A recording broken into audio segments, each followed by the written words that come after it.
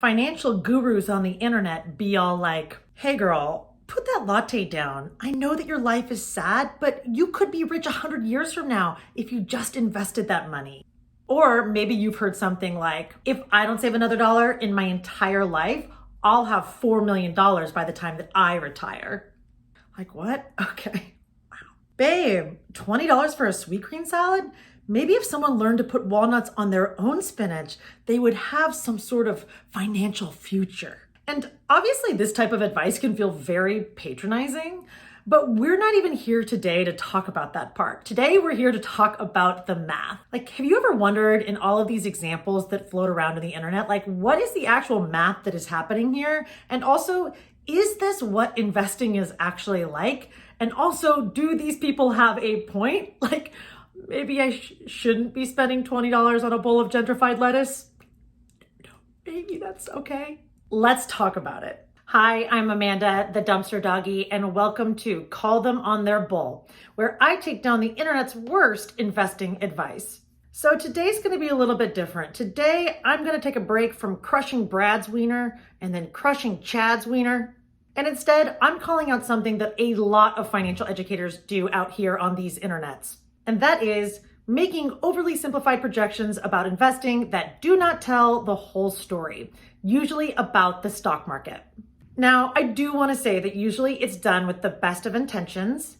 Educators are just trying to inspire you to get started, even if it's with small dollar amounts, and this is a good thing. But it's also pretty common these days to see both news outlet headlines and also hashtag finfluencers, yes, that's a real thing, making some pretty bold claims, using some pretty bold assumptions. And let's be honest, it's not for the purpose of educating. Bitch is trying to go viral, okay? Trying to get some clicks. Get mommy some clicks.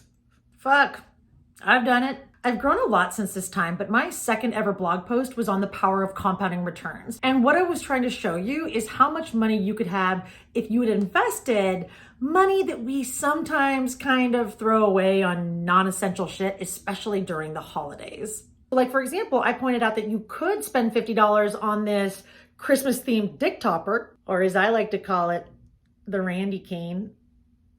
Or you could have $2,300 by the time that you retire. Was I full of shit? I mean, yes, first of all, because the Randy cane is clearly an essential purchase. But what about those numbers? Is this trade-off a real thing? Let's explore the different assumptions used in these 10% compounding returns scenarios. But again, before we begin, this is not meant to deter you from investing. It's just giving us the space to dig in a little bit deeper than we can do on a 15-second TikTok. I cannot wait for this not to go viral.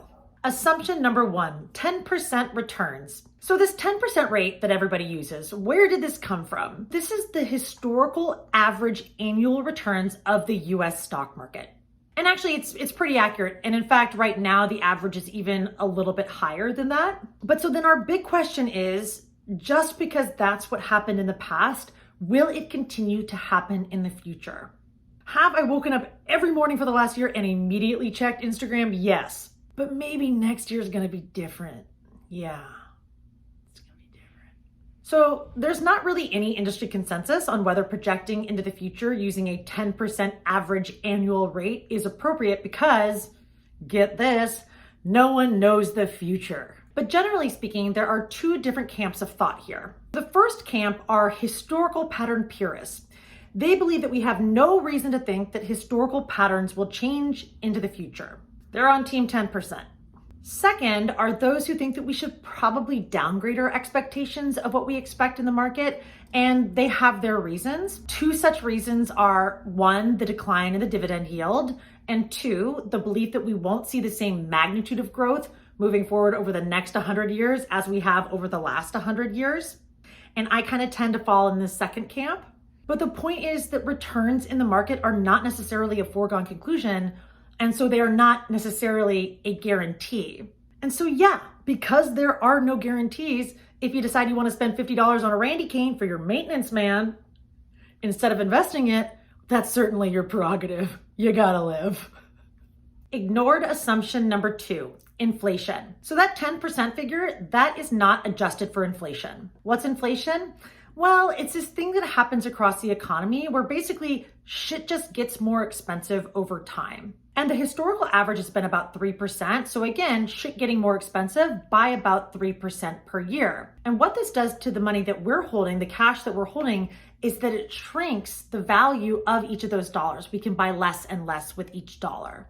It's like when he says that it's worth 8 inches over Snapchat, but by the time you get all the way over there, now it's only worth about 3.5 inches. Inflation! And so what we do very simply is we take our expected rate of return and then we subtract out the rate of inflation to get what we call a real return. So if you think that the stock market's going to be up 10% on average over your lifetime moving forward, you take 10%, you subtract out 3%, and 7% is your real rate of return. That's how much your money actually grew above and beyond inflation. Now, if you want to be conservative, let's say that you estimate that the stock market's going to be up 7% moving forward. Well, you subtract out that 3%, and that leaves you with 4%. So yeah, if you want to vaccinate away any chance of going viral as an influencer, instead of using a 10% rate of return, show a 4% real rate of return. But please, hi, hello, it's me. I still want you to invest, especially money that you don't need in the immediate near future. In fact, a more realistic rate of return is not a reason to invest less. It's actually a reason to invest more. Because again, if you're not, money that's sitting in cash and earning a 0% rate of return is actually, once you subtract inflation, earning a negative 3% rate of return. So, less than nothing. Assumption number 3, compound returns. Okay, so compound returns are great. I got no beef with compound returns. They showed up ready to work. And so long as you're just letting your money sit and grow and you're reinvesting dividends and interest, you're getting compound returns too. So when something has compounding growth, it's very similar to exponential growth, meaning that your money grows more and more each year, even if you're not adding new money in. How? Well, you're earning money not just on the money you had initially invested, but also all previous year's profits. So each year, you're earning a rate of return on a bigger and bigger pot of money. Cool. So compound returns grow almost like a cartoon snowball, getting comically bigger the longer that it rolls. Or you can think about it like it's like that first pair of comfortable, aka granny panties, that you bought when you were 20, right? Like you added one more over the years, but now 10 years later, you have an entire drawer exploding with them. Like, how did that even happen?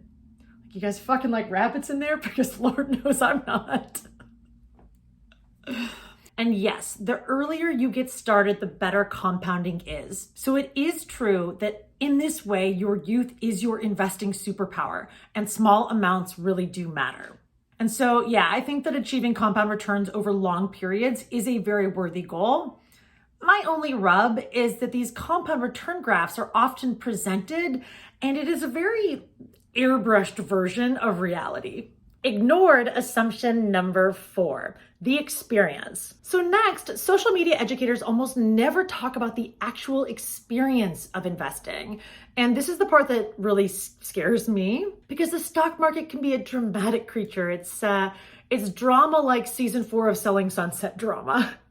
Right? Like there's going to be years that are nothing but mimosas and private jets and becoming a multimillionaire off your phony vegan empanada empire. And then there are going to be other years that are confusingly mean-spirited. And the stock market's kind of the same way. And in fact, a 10% up year is actually quite unusual. It's not like 10% is delivered to you and it's sitting at your doorstep on December 31st of each year. That's not the way investing works. In fact, it would be much more normal if we had a year that was up 20%, and then the next year is up 2%, and then the next year is down. The market loses 20% of its value, but it averages out to about 10% per year over time. And I always like to compare this to my dating life, right? Like some years I hook up with like 20 dudes. Some years I hook up with like 2 dudes. Some years I hook up with like negative dudes, but over time it averages out to about 10 dudes per year.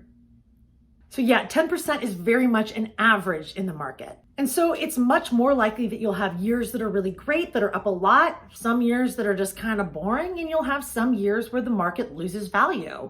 And it sucks, but it's totally normal and natural. Not every year is going to be a banner year.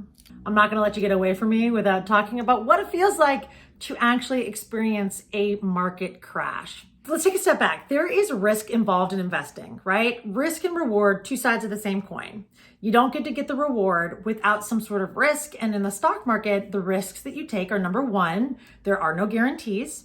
And number two, there is going to be this short-term volatility. A big, bad, but also very real example of this is the market crash that we saw in 2008.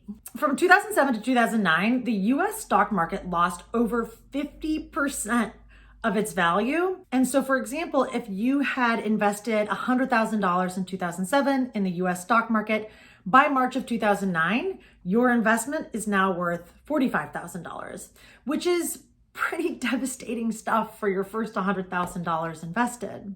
Especially if you were thinking that your money was going to grow 10% each year. This would be a very confusing experience.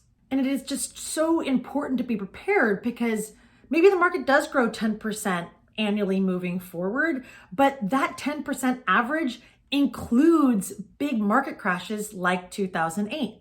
And part of the reason that I'm so obsessed with teaching you about volatility is because my first job out of college, I was working in investment management in 2008 when the market absolutely tanked, and it was awful.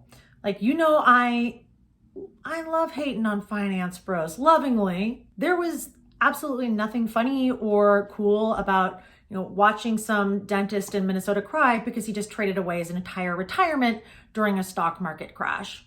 Like, nest eggs that people had been working on for decades were gutted in an instant. So basically, my entire job in the aftermath of 2008 was begging my clients not to bail out, not to sell. That would be the exact worst time to bail. And some of them did, some of them didn't.